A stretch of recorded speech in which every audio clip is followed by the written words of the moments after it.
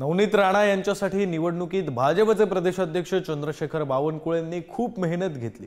त्यांची इच्छा होती नवनीत राणांनी भाजपत यावं, मी सुद्धा भाजपत यावं अशी त्यांची इच्छा असल्याचं वक्तव्य अमरावतीचे आमदार रवी राणा यांनी केलं। अमरावतीत थोडा अपघात झाला, जर अधिक पाच मतं प्रत्येक बूथवर मिळाली असती तर नवनीत राणा आपल्या खासदार झाल्या असत्या असं बावनकुळे म्हणाले।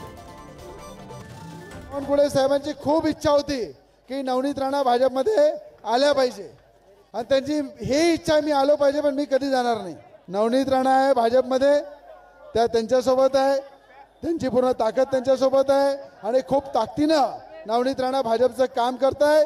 मी माझ्या युवा स्वाभिमान पार्टीमध्ये ताकदीने कार्यकर्ता म्हणून काम करील। ज्या ज्या ठिकाणी माझी गरज पडेल, देवेंद्र फडणवीस साहेब असो, बावनकुळे साहेब असो, त्यांच्यासाठी पूर्ण ताकदीने उभा राहील। थोडा आमचा ऍक्सिडेंट झाला, आमची सीट एका बूथवर 5 मतांनी गेली। एका बूथवर जर आम्हाला 5 मतं मिळाले असते तर नवनीत राणाजी आपल्या खासदार राहिल्या असत्या। एक बूथवर 5 मतं कमी मिळाले, पण मला माहिती आहे की नवनीत राणाजी या भारतीय जनता पार्टी आणि महायुतीच्या खासदार झाल्याशिवाय राहणार नाही, त्या होणारच आहे, याची काळजी आपण करू नका।